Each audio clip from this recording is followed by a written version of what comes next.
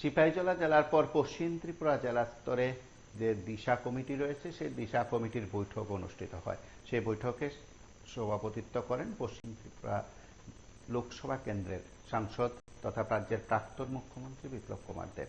এই জেলার অন্তর্গত বিভিন্ন বিধানসভার বিধায়ক সহ অন্যান্য জনপ্রতিনিধিরা এবং লাইন ডিপার্টমেন্টের আধিকারিকরা এই বৈঠকে উপস্থিত আছেন। রাজ্য অতিথিশালায় এই বৈঠকটি চলছে। এই বৈঠকে রাজ্যের জেলার উন্নয়ন সমন্বয় সহ নানা বিষয় নিয়ে সেখানে আলোচনা হবে এবং আলোচনা নিরিখে এই জেলা স্তরে যে কাজগুলো হচ্ছে সে কাজগুলোর বাস্তবায়ন এবং এই কাজগুলো সফল বাস্তবায়নে নাগরিকদের কাছে কিভাবে সুবিধা পৌঁছে দেওয়া যায়, নাগরিকরা কিভাবে উপকৃত হতে পারে, সার্বিক পরিকাঠামোর দিক থেকে যে কাজগুলো চলছে, প্রশাসনিক দিক থেকে যে কাজের মনিটরিং করা হচ্ছে, সবকিছু ঠিকঠাক আছে কিনা, সামগ্রিক বিষয়গুলোই মূলত এই বৈঠক থেকে খতিয়ে দেখা হয়। এবং এই বৈঠকে সাংসদ বিপ্লব কুমার দেব নানা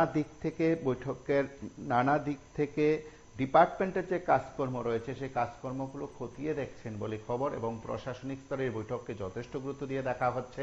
এই বৈঠকে সংশ্লিষ্ট জেলা শাসক ডাক্তার বিশাল কুমার সাংসদ বিপ্লব কুমার দেবকে বরণ করে নেন। একেবারে সেই দৃশ্য আমরা আপনাদের কাছে সরাসরি তুলে ধরার চেষ্টা করছি। তার সঙ্গে এই বৈঠকে যে উপস্থিত জনপ্রতিনিধিরা আছেন, ডিপার্টমেন্টের আধিকারিকরা আছেন, তাদের কাছ থেকেও জেলা স্তরের প্রশাসনিক কাজকর্মের, উন্নয়নমূলক কাজকর্মের যে তথ্য সাংসদ গ্রহণ করছেন তার নিরিখে আগামী দিনে কাজের বাস্তবায়ন, সঠিকভাবে বাস্তবায়ন, যথাসময়ে বাস্তবায়ন, তার পাশাপাশি গুণমান বজায় রাখার ক্ষেত্রে হয়তো এক নতুন দিশাও দেখাতে পারে।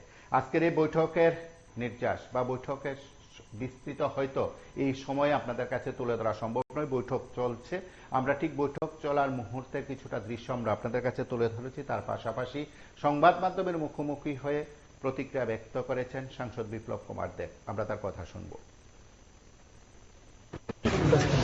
দিশা বাস্তবে মাননীয় প্রধানমন্ত্রীজি দ্বারা সেন্ট্রাল স্কিমগুলি আছে যেগুলো রাজ্য সরকার দ্বারা ইমপ্লিমেন্ট করা হয় সেগুলোকে ফলো আপ করার জন্য দিশা মিটিং করা হয় ও প্রতি 3 মাসে একবার দিশা মিটিং হয়। মোটামুটি 47-48 স্কিম আছে আলাদা আলাদা ডিপার্টমেন্টের।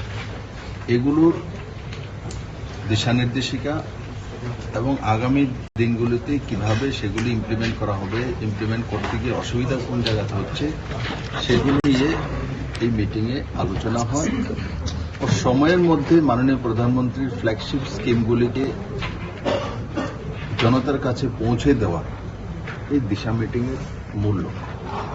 আর তার মধ্যেও দিশাতে যখন আমরা বসি রাজ্য আর কেন্দ্র সরকারে কি আছে, তো অন্যান্য রাজ্যের যে ডিপার্টমেন্টগুলো আছে যেগুলো এখানে কাজ করে ডিস্ট্রিক্ট ওয়াইজ, সেগুলোর মধ্যেও আলোচনা হয়। সেগুলো ত্বরান্বিত করার জন্য, স্পিড বাড়ানোর জন্য, সময়ের মধ্যে কাজ শেষ করার জন্য এজেন্ডা রাখা। পশ্চিম ত্রিপুরা জেলার 2-1 বিধায়ক যারা বিরোধী দলে রয়েছেন তাদের কাছে মিটিং এ দেখা যাচ্ছে, তাদেরকে ডাকলো, এরা আসে না। এরা অন্য প্রজাতির, দুনিয়া থেকে এরা লুপ্তপ্রায় হয়ে গেছে, এখানে তো নেই। এরা ভাগ্যচক্রে কংগ্রেসের কারণে অ্যালায়েন্স করে কয়েকটা সিট পেয়েছে। আগামী দিনগুলোতে এগুলোও থাকবে না, এদের এই অসাংবিধানিক ব্যবহারের কারণে।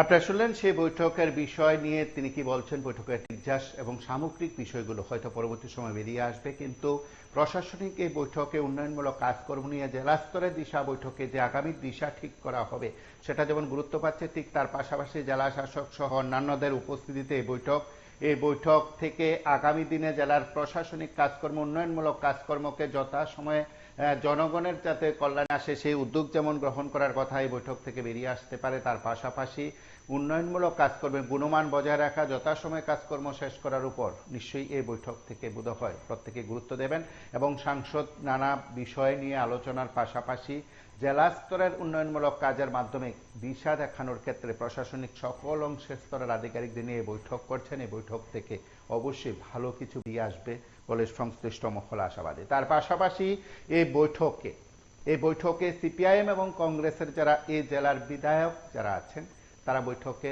গড় হাজির, অনুপস্থিত। তা নিয়েও আমরা সাংসদ বিপ্লব কুমার দেবের প্রতিক্রিয়ার কিছুটা অংশ আমরা অবশ্যই আপনাদের কাছে শুনিয়েছি। তার সঙ্গে হয়তো এই বৈঠক থেকে যে বার্তা সাংসদ দিতে চেয়েছেন, যারা বৈঠকে অংশগ্রহণ করেছেন তারাও সেই বৈঠক থেকে উন্নয়নের বার্তা সকলের কাছে পৌঁছে দেবে।